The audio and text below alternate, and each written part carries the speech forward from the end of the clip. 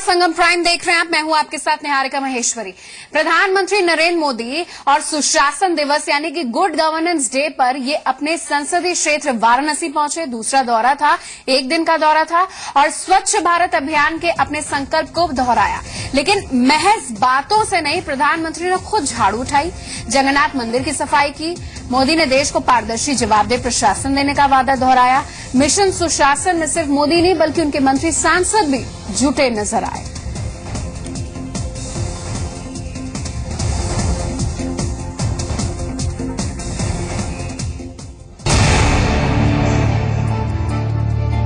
अटल जी के जन्मदिन पर प्रधानमंत्री मोदी उनसे मिलने उनके आवास पर पहुंचे। इसके बाद प्रधानमंत्री मोदी BHU पहुंचे, जहां पंडित मदन मोहन मालवीय की प्रतिमा पर माल्यार्पण किया। आज पूर्व प्रधानमंत्री अटल बिहारी वाजपेयी और मदन मोहन मालवीय का जन्मदिन है। केंद्र सरकार आज गुड गवर्नेंस डे यानी सुशासन दिवस मना रही है और सुशासन दिवस का इससे बेहतर आगाज प्रधानमंत्री नरेंद्र मोदी के लिए शायद ही कुछ और हो सकता था।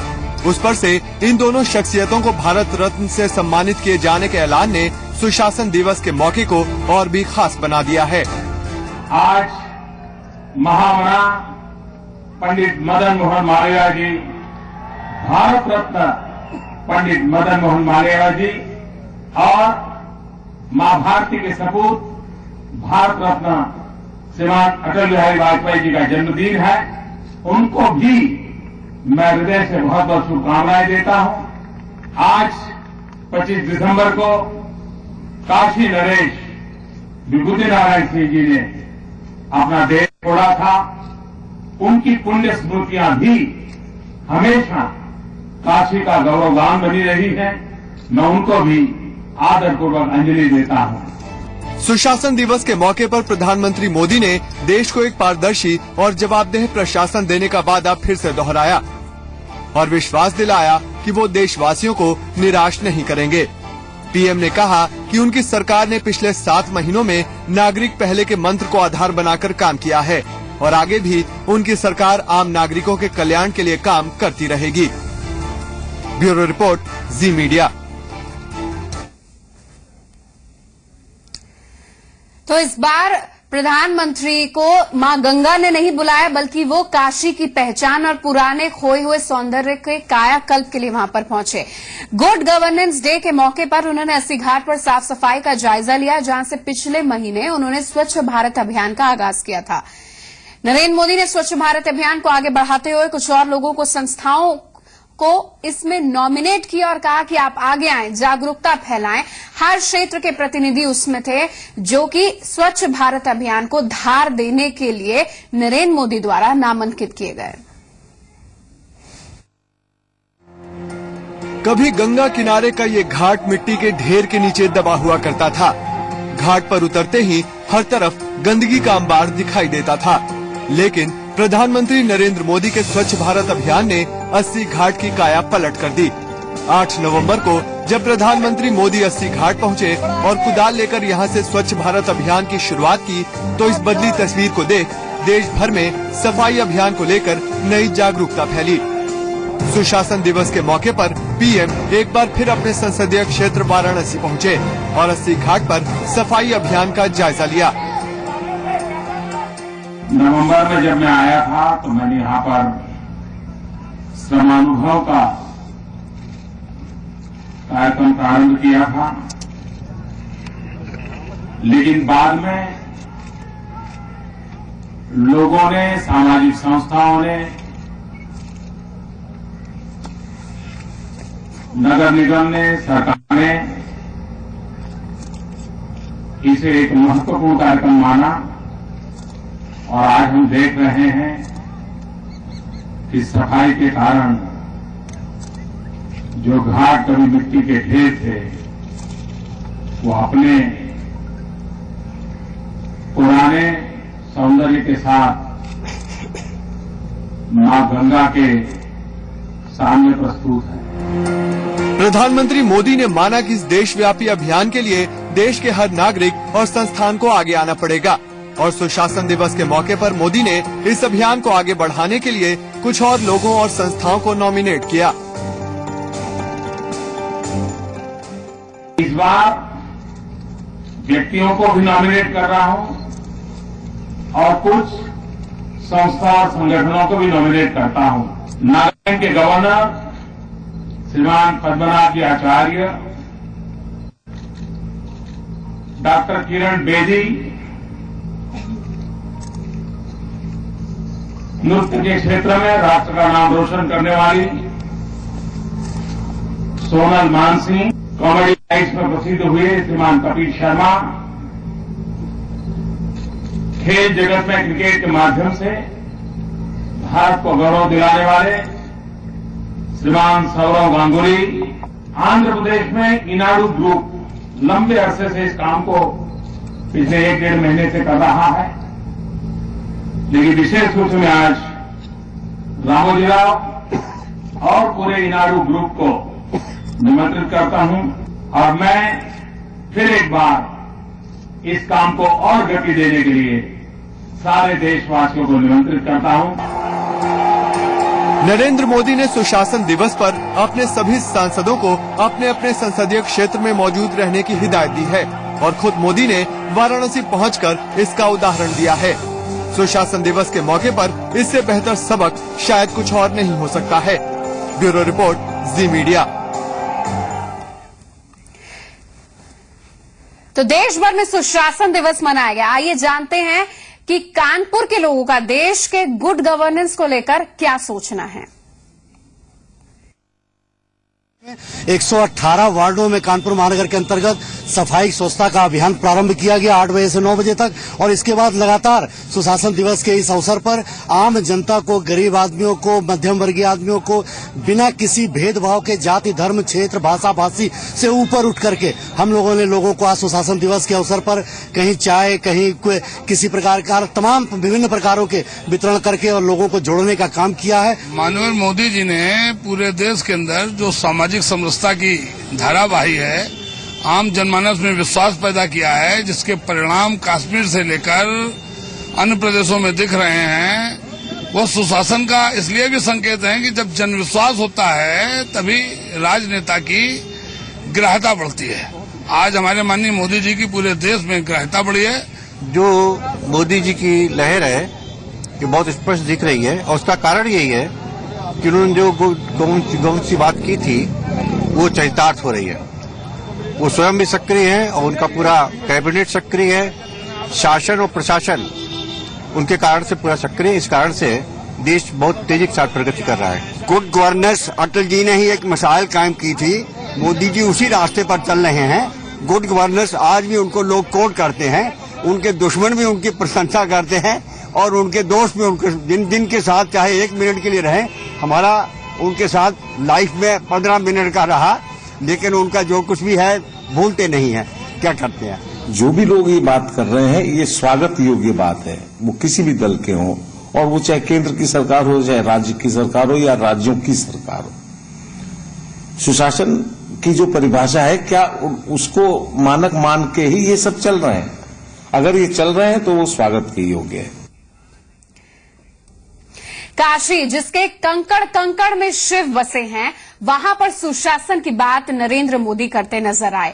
एक ऐसे बनारस की कल्पना जिसका खोया हुआ सौंदर्य, स्वच्छ भारत अभियान, जागरूकता और सहभागिता, स्वैच्छिक अगर स्थिति हो तो क्या कुछ कायाकल्प नहीं हो सकता है। तमाम बातें वो कहते नजर आए। कुछ लोगों को नॉमिनेट भी कर दिया काशी के कायाकल्प के लिए। आदर्श ग्राम योजना, तमाम ऐसी योजनाएं हैं जिसका शिलान्यास, जिसका उद्घाटन वो करते नजर आए। इस सुशासन दिवस पर सिर्फ प्रधानमंत्री नहीं बल्कि उनके मंत्री और सांसद भी गुड गवर्नेंस के दिन पर देश भर में सक्रिय नजर आए। कैसे, देखिए। सुशासन दिवस पर मोदी ने 80 घाट पर स्वच्छ भारत का अपना संकल्प दोहराया तो लगा मानो पूरी काशी मोदी का साथ देने को उमड़ पड़ी हो। 80 घाट पर मौजूद लोगों का हुजूम और मोदी के नाम के नारे ये बताने को काफी थे कि इन लोगों को अपने सांसद पर कितना भरोसा है।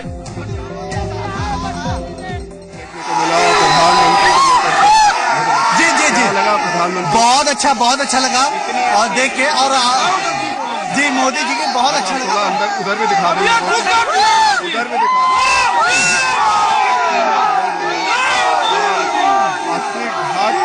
इस तरफ लोगों ने यहीं पे सुना। हमने मोदी जी के बात सुना, बहुत अच्छा लगा हमें उनकी बात को सुन के। लेकिन और नेशनल टीवी वाले हम लोग को ये शिकायत है कि हम लोग को बहुत दूर रखा जाता है। लेकिन हम जरा थोड़ा लोगों को तो दिखाने दीजिए। लेकिन लोग वहां तक रहे, छतों पे मौजूद रहे और वहीं से उन्होंने प्रधानमंत्री हर किसी की एक उम्मीद, एक चाहत कहीं से दिख रहा, लेकिन प्रधानमंत्री ने यहीं से जो बोला वो उन तक आवाज पहुंची। प्रधानमंत्री गंगा की सफाई की बात कर रहे हैं, आप लोग खुद करेंगे ये काम? बिल्कुल करेंगे। हम लोग मोदी के कहने पे पूरी बनारस स्वच्छता अभियान में शामिल हो चुकी है। क्या आम क्या खास, मोदी के स्वच्छ भारत अभियान से जुड़ने का सिलसिला लगातार बढ़ता ही जा रहा है और देश को साफ करने की मुहिम में अब हर भारतीय हिस्सेदार बनना चाहता है। मोदी सरकार के मंत्री भी आज सुशासन दिवस पर स्वच्छ भारत अभियान का हिस्सा बने। मुजफ्फरनगर में भी कड़ाके की ठंड के बावजूद रामलीला टीला पर सफाई अभियान चलाया गया। केंद्रीय मंत्री संजीव बालियान ने इस अभियान में शिरकत की। रेल मंत्री सुरेश प्रभु ने वाराणसी के मडुआडीह स्टेशन का दौरा किया और स्टेशन की साफ सफाई और यात्रियों की सुविधा को लेकर जानकारी ली। गोरखपुर में बीजेपी कार्यकर्ताओं ने स्टेशन पर झाड़ू लगाकर साफ सफाई की। यूपी के राज्यपाल राम नाईक ने यूपी सरकार को सुशासन की राह पर चलकर काम करने की नसीहत दी है। राम नाईक ने कहा कि भ्रष्टाचार को खत्म करना सुशासन का हिस्सा है। ब्यूरो रिपोर्ट, जी मीडिया। और अमित हमारे सहयोगी वाराणसी से जुड़े हुए हैं। अमित, सुबह से लेकर जब तक नरेंद्र मोदी बीएचयू में थे तब तक की स्थिति आपने देखी, और ये जो स्वच्छ भारत अभियान है, ये जो नॉमिनेशन कुछ लोगों की किए जिसमें सामाजिक संस्थाएं हैं, जिसमें कुछ शख्सियतें हैं, इसकी भी बात समझ में आती है कि लोगों को इसमें इन्वॉल्व करना, जागरूकता बढ़ाना, एक ऐसी शख्सियत को इन्वॉल्व करना जो क्षेत्र के विकास के लिए प्रतिबद्ध हो और लोगों को अपने आप में जोड़े। खुद ये जो सफाई अभियान है, इंटरनेट से लेकर अगर हम सामने भी देखें वायरल, अगर कोई कूड़ा फेंकता है तो 2 बार सोचता होगा मोदी जी के स्वच्छ भारत अभियान के बारे में। अमित, हम आपसे ही जानना चाहेंगे, ठीक है, सब कुछ हुआ, उद्घाटन हुआ, परियोजनाएं लेकर आए, वो स्थिति को भापा, देखा, नॉमिनेशन हुआ, आफ्टर इफेक्ट्स क्या है वो बताइए। कितना प्रतिबद्ध दिख रही है काशी आगे के लिए? तीसरे दौरे पर जब वो आएंगे उससे पहले क्या कुछ कमाल हो जाएगा?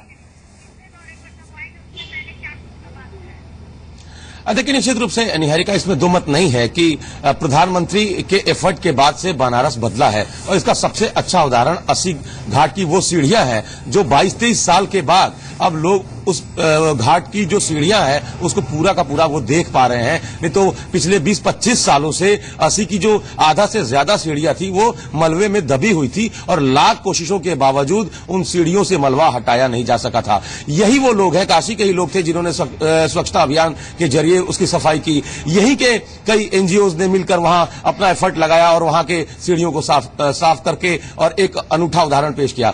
तो कहने का मतलब है कि लोगों की सहभागिता के बिना ये अभियान नहीं चल सकता। लेकिन बड़ा सवाल फिर वही है जिसको लेकर प्रधानमंत्री बार बार तीनों जगहों पर, डीएलडब्ल्यू, बीएचयू और अस्सी घाट पर यह कहते नजर आए कि जब तक लोगों की मानसिकता नहीं बदलेगी तब तक मैं चाहकर भी कुछ नहीं कर सकता। तो निश्चित रूप से आम लोगों की जो सहभागिता है उसी से स्वच्छता अभियान आगे बढ़ रहा है और निश्चित रूप से माइंडसेट बदला है। एक जिसको कहते हैं कि जब तक मानसिक क्रांति नहीं आएगी तब तक कोई चीज आगे बढ़ नहीं सकती है। तो बिल्कुल मेंटल रेवोल्यूशन की स्थिति आ गई है बनारस में। लोग खुद चाहते हैं, घर के आगे अब लोग स्वच्छता अभियान को आगे बढ़ाने का काम कर रहे हैं, किसी एफर्ट की कोई जरूरत नहीं है। तो ये जो चीज अब हुई है ये पहले से होनी चाहिए थी। इसके साथ ही प्रधानमंत्री ने और भी कई चीजें कही। मसलन उन्होंने पर्यटन उद्योग पर बड़ा अच्छा उन्होंने सवाल किया यहाँ के लोगों से कि आपको विरासत में जितनी चीजें मिले हैं, विरासत देखने के लिए लोग एक दिन के लिए काशी जरूर आएंगे, लेकिन रोकने की क्षमता आप में होनी चाहिए। तो ये तमाम ऐसी बातें प्रधानमंत्री ने कही कि यहाँ के लोग जब तक एफर्ट नहीं करेंगे, जब तक सहभागिता नहीं दिखाएंगे, तब तक गुड गवर्नेंस अपने आप में, लोकतंत्र और गुड गवर्नेंस जिसको कहते हैं आपस में कंट्राडिक्टरी है। बिल्कुल, तो और ये शब्द भी बनकर रह जाएगा अमित। लेकिन गोल अचीव नहीं किया जा सकता। इतने 6 महीनों में स्थिति कितनी बदली है, और स्थिति को बदलने के लिए ही लोगों को, कुछ शख्सियतों को नॉमिनेट और कुछ सामाजिक संस्थाओं को वो सामने निकलकर आए हैं, जिसमें मीडिया भी है, जिसमें ग्लैमर भी है, जिसमें क्रिकेट भी है, जिसमें पॉलिटिशियंस भी हैं, जिसमें अकाउंटेंट्स भी हैं। हर किसी को उन्होंने शामिल कराया। क्या बनारस की पहचान काशी विश्वनाथ की गलियां जो गोबर खबर से ही पूरी तरीके से पटी रहती हैं और घाटों तक ये जो शख्सियतें हैं कब से काम करना शुरू करेंगी, क्या इनकी रिस्पॉन्सिबिलिटीज होंगी?